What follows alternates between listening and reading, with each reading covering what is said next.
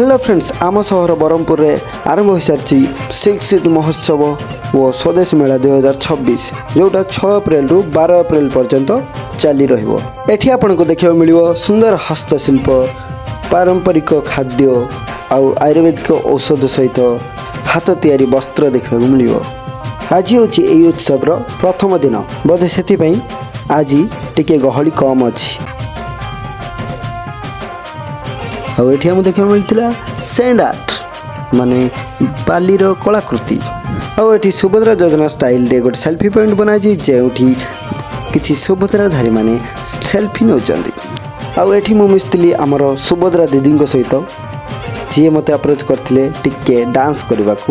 को सहित मुझे झुमी जाइली सांस्कृतिक कार्यक्रम देखा मिलता जो किसी समय मध्य आसवे अंतराज चक्रवर्ती एंड टीम यही ब्लॉग टी रखुचु देखा नेक्स्ट ब्लॉग रे धन्यवाद।